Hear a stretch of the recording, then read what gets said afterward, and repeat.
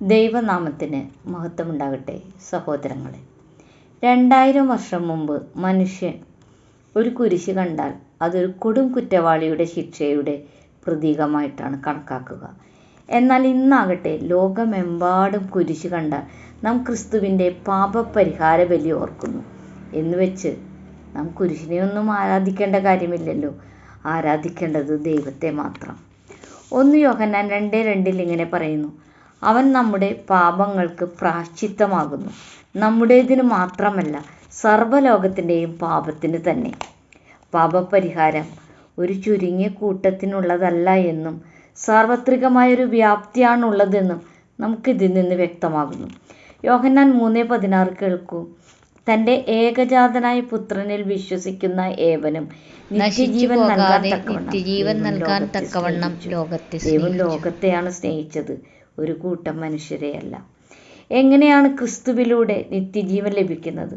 നമ്മുടെ ജീവൻ ഇരിക്കുന്നത് രക്തത്തിലാണ്. ലേവ്യ പുസ്തകം 17:11, 17:14, ആവർത്തനം 12:23 ഇവ വായിക്കുക. പാപം ചെയ്തതിലൂടെ ആ ജീവൻ നമുക്ക് നഷ്ടപ്പെട്ടു. നാം എല്ലാം പാപികളാണ്. റോമർ 3:23 പറയുന്നത് കേൾക്കൂ: ഒരു വ്യത്യാസവുമില്ല, എല്ലാവരും പാപം ചെയ്ത് ദൈവ തേജസ് ഇല്ലാത്തവരായി തീർന്നു. അതിനാൽ ഈ അവസ്ഥയ്ക്ക് നമുക്ക് മാറ്റം വരണമെങ്കിൽ നമ്മുടെ നഷ്ടപ്പെട്ട ആ നിത്യജീവൻ തിരിച്ചെടുക്കണം. ആ ജീവന് മറുവില കൊടുക്കേണ്ടത് മറ്റൊരു ജീവനാണ്. അതായത് പാപമുള്ള ജീവനെ വീണ്ടെടുക്കേണ്ടത് പാപമില്ലാത്ത ജീവനാലാണ്, അതായത് പാപമില്ലാത്ത രക്തത്താൽ.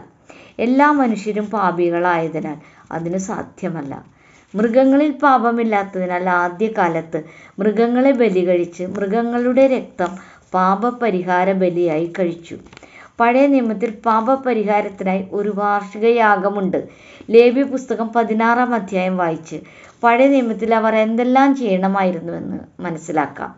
കാളകളെയും ആടുകളെയും എല്ലാം ബലിയർപ്പിക്കണമായിരുന്നു. അതായിരുന്നു അന്നത്തെ പാപങ്ങൾക്ക് വേണ്ടിയുള്ള പ്രായശ്ചിത്തയാഗം. പക്ഷെ പൂർണ്ണമായൊരു വീണ്ടെടുപ്പ് അതിൽ നിന്ന് ലഭിച്ചില്ല. എന്നാൽ ക്രിസ്തു വന്നപ്പോൾ സ്നാപക യോഹന്നാൻ നമ്മോട് പറഞ്ഞു. യോഹന്നാൻ 1:29 കേൾക്കൂ: പിറ്റേന്നാൾ യേശു തൻ്റെ അടുക്കൽ വരുന്നത് യോഹന്നാൻ കണ്ടിട്ട്, ഇതാ ലോകത്തിൻ്റെ പാപം ചുമന്നു നീക്കുന്ന ദൈവത്തിൻ്റെ കുഞ്ഞാട്.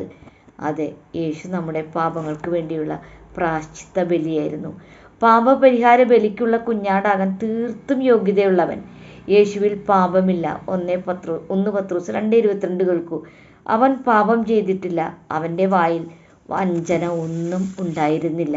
2 കൊരിന്ത്യർ 5:21, യോഹന്നാൻ 3:5 ഇത് തന്നെ പറയുന്നു. അതിനാൽ യേശുവിൻ്റെ രക്തം പാപമില്ലാത്ത രക്തമാണ്. അവസാന അത്താഴ സമയത്ത് യേശു പറഞ്ഞു: ഇത് എൻ്റെ പുതിയ ഉടമ്പടിയുടെ രക്തമാകുന്നു, അനേകരുടെ പാപമോചനത്തിനായി ചിന്തുവാനിരിക്കുന്ന രക്തം. അങ്ങനെ എല്ലാ മനുഷ്യർക്കും വേണ്ടി ക്രിസ്തു പാപപരിഹാര ബലിയായി തീർന്നു. ഇത് യേശു ചെയ്തപ്പോൾ ജീവിച്ചിരിക്കുന്ന മനുഷ്യർ യേശുവിന് നേരെ പലതും ചെയ്തു. നിങ്ങൾ കേട്ടിരിക്കാം. അതിലൊന്നു മാത്രം പറയട്ടെ. മത്തായി 27:30. പിന്നെ അവൻ്റെ മേൽ തുപ്പി വടികൊണ്ട് അവൻ്റെ തലയിൽ അടിച്ചു. NIV ഇംഗ്ലീഷ് വേർഷനിൽ they spit on him and took the staff and struck him on the head again and again എന്നാണ് പറയുന്നത്. മനുഷ്യർ യേശുവിൻ്റെ നേർക്ക് ചെയ്ത ഒരു പ്രവൃത്തിയാണിത്. അന്നത്തെ നാടുവാഴിയായ പീലാത്തോസ് കൈ കഴുകി പറഞ്ഞു: ഈ നീതിമാന്റെ രക്തത്തിൽ എനിക്ക് പങ്കില്ല എന്ന്. എന്ത് കാര്യം? യഹൂദ ജനത സ്വയം കുറ്റമേറ്റെടുത്തു. അവർ പറഞ്ഞു, മത്തായി 27:25 കേൾക്കും: അവൻ്റെ രക്തം ഞങ്ങളുടെ മേലും ഞങ്ങളുടെ മക്കളുടെ മേലും വരട്ടെ എന്ന് ജനമൊക്കെയും ഉത്തരം പറഞ്ഞു. ശരിയാണ് സഹോദരങ്ങളെ. നാം ഇസ്രായേലിൻ്റെ ചരിത്രം പരിശോധിച്ചാൽ അതൊക്കെ അങ്ങനെ തന്നെ സംഭവിച്ചുകൊണ്ടിരിക്കുന്നു. എങ്കിലും ഇസ്രായേലിനെ ദൈവം കൈവിട്ടിട്ടില്ല. ദൈവം വാഗ്ദാനങ്ങളിൽ വിശ്വസ്തനാണ്. അബ്രാഹത്തിനോട് നിന്റെ സന്താനങ്ങളെ അനുഗ്രഹിക്കുമെന്ന ഒരു വാഗ്ദത്തമുണ്ടല്ലോ. ഈ പാപപരിഹാര ബലി അവർ സ്വീകരിച്ചില്ലെങ്കിലും അവർ കുത്തിത്തുളച്ചവനെ അവർ കാണുമെന്ന് വെളിപ്പാട് 1:7 പറയുന്നു. അന്ന് അവർ വിലപിക്കും, കാര്യങ്ങളെല്ലാം ഗ്രഹിക്കും. അങ്ങനെ മനുഷ്യരാശി സൃഷ്ടാവുമായി യേശുവിൻ്റെ പാപപരിഹാര ബലിയാൽ ബന്ധം പുനഃസ്ഥാപിച്ചു.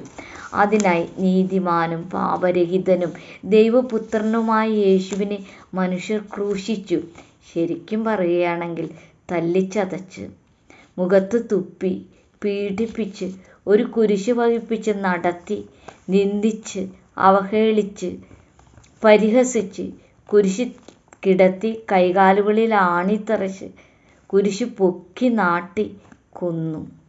അവസാന തുള്ളി രക്തവും ഈ ഭൂമിയിൽ വീണു. ഇത്രമേൽ വിവരിക്കപ്പെട്ട ഒരു മരണവും ഇതുവരെ ഭൂമിയിൽ ഉണ്ടായിട്ടില്ല, ഉണ്ടാകാനിടയുമില്ല. യോഹന്നാൻ 19:33-34 കേൾക്കും.